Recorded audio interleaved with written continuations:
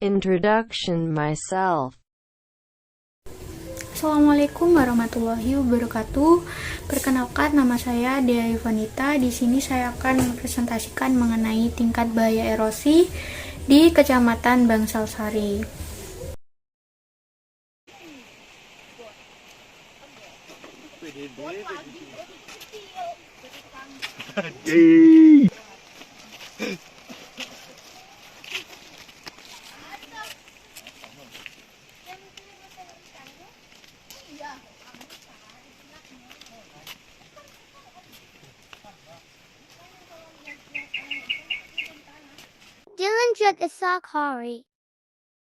Apa itu erosi? Jadi erosi adalah peristiwa hilangnya tanah atau bagian-bagian tanah dari suatu tempat ke tempat yang lain. Nah, proses hilangnya inilah yang dinamakan dengan erosi. Nah, degradasi lahan akibat erosi ini ternyata mengakibatkan kerugian bagi para petani, diantaranya menurunnya produktivitas lahan perkebunan kopi yang ada di Bangsal Sari, sehingga kita harus mengetahui tingkat bahaya erosi pada suatu lahan tersebut untuk dapat mengidentifikasi atau memberikan konservasi yang cocok bagi lahan tersebut. Ada beberapa metode yang digunakan dalam pendugaan tingkat bahaya erosi, diantaranya yaitu Russell. Nah, Russell ini merupakan Revised Universal Soil Loss Equation, di mana di dalamnya itu kita dapat memprediksi selama satu periode atau 1 tahun. Jadi menurut saya metode ini sangat efisien secara tenaga dan waktu. Praktikum ini dilakukan pada tanggal 18 September hingga 2 Oktober 2022. Di sini lokasi kajian dari kelompok 1, yaitu kelompoknya saya, yaitu Desa Banjarsari, Kecamatan Bangsal Sari, Kabupaten Jember. Di mana di Desa Banjarsari ini di lahannya itu sebagian besar dibudidayakan sebagai perkebunan kopi rakyat. Kendala saat praktikum. Nah, untuk kendala-kendala pada waktu praktikum yaitu keterbatasan alat praktikum, sehingga kami harus menunggu dari giliran kelas lain untuk mendapatkan alat tersebut, dan juga keterbatasan anggota, dan karena jadwal kami tuh bertabrakan satu sama lain, jadi kita harus menyesuaikan jadwal. Prosedur kerja praktikum. Prosedur pengambilan datanya yaitu diantaranya kita melakukan tracking terhadap suatu lahan yang telah ditentukan, tapi sebelum itu kita mengeceknya di map INR apakah lahan tersebut masuk ke dalam region yang telah kita dapatkan dari asisten. Jadi setelah itu kita melakukan pengukuran beberapa parameter dari metode Russell, diantaranya ada LS. Nah, LS itu diukur menggunakan APNI level. Kemudian kita juga mengukur panjang dari lahan tersebut, dan selain itu kita juga melakukan pengamatan terhadap konservasi yang ada di lahan tersebut. Apakah lahan tersebut memiliki tutupan lahan yang baik, kemudian apakah dia ditumbuhi oleh rumput yang lebat ataupun ditumbuhi oleh mulsa, yang itu merupakan suatu kegiatan konservasi. Faktor yang mempengaruhi YTB. Nah, ada beberapa faktor yang mempengaruhi perhitungan Russell, yaitu diantaranya faktor R. Faktor R merupakan faktor erosivitas hujan. Nah, dalam faktor ini saya menggunakan data dari mulai 2009 hingga tahun 2019, di mana data tersebut merupakan data dari stasiun terdekat di daerah Bangsal Sari. Nah, adapun stasiun-stasiun tersebut yaitu terdiri dari Dam Darungan, Klatakan, Pono, Makam, dan juga Tugu Sari. Nah, dari dam-dam tersebut diperoleh 2 stasiun yang memiliki nilai curah hujan yang cukup tinggi, yaitu Darungan dan Klatakan. Nah, setelah diinterpolasikan dengan data yang ada di ArcGIS, didapatkan bahwa ternyata nilai erosivitas hujan itu sangat berhubungan dengan tingkat bahaya erosi, di mana semakin besar curah hujannya, maka tingkat erosinya juga akan semakin tinggi. Hal tersebut diakibatkan karena intensitas hujan ternyata itu dapat mempengaruhi kejenuhan tanah. Nah, apabila tanah itu sudah jenuh, maka tanah itu tidak bisa lagi menyerap air sehingga akan terjadi erosi. Untuk faktor selanjutnya ada faktor K. Faktor K merupakan faktor erodibilitas tanah. Nah, erodibilitas tanah di sini yaitu kemampuan tanah untuk menyerap air. Di Desa Banjarsari ternyata erodibilitasnya masih sangat rendah, yaitu berkisar 0,18 untuk nilai K-nya sendiri.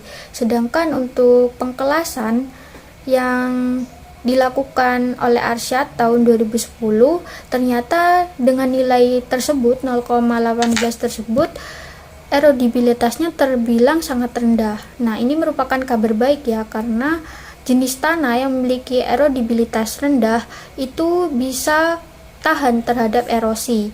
Namun untuk mengantisipasi terjadinya erosi, maka kita harus melakukan sebuah konservasi berupa penanaman tutupan lahan seperti sengon, mahoni, ataupun mungkin bisa ditambah dengan rumput-rumput. Nah, di mana tutupan lahan tersebut nantinya juga akan sisa-sisa dari daun-daun itu kan juga akan menjadi mulsa. Nah, mulsa ini juga bisa menjadi satu tindakan konservasi. Untuk faktor selanjutnya yaitu ada faktor LS, di mana faktor LS ini merupakan faktor kemiringan dan panjang lereng. Nah, kemiringan dan panjang lereng ini ternyata cukup besar pengaruhnya terhadap erosi, di mana semakin miring suatu lahan, maka akan semakin besar erosinya. Hal ini disebabkan karena kecuraman lereng tersebut itu bisa membawa aliran begitu cepat, sehingga erosi yang terjadi juga begitu cepat gitu. Jadi pengikisan terhadap bagian-bagian tanah jika lereng itu curam itu akan semakin cepat gitu. Nah, untuk di Desa Banjarsari ini pada lahan 1 dan 2 dia itu memiliki kemiringan yang cukup landai, artinya kecuramannya tidak terlalu curam. Nah, untuk lahan 5 dan 6 dia mulai memiliki nilai kelerengan yang cukup besar di antara 4,83 dan juga 5,8 sekian. Nah, nilai tersebut juga berpengaruh terhadap besarnya erosi, sehingga perlu diadakannya kegiatan konservasi untuk mencegah adanya tingkat bahaya erosi yang berada pada terutama lahan yang memiliki kelerengan yang cukup curam. Untuk tindakan selanjutnya yaitu ada faktor CP. Faktor CP ini merupakan faktor vegetasi dan juga tindakan konservasi, di mana di Desa Banjarsari ternyata dia sudah menerapkan berbagai tindakan konservasi, misalkan pada lahan 1 dan 3.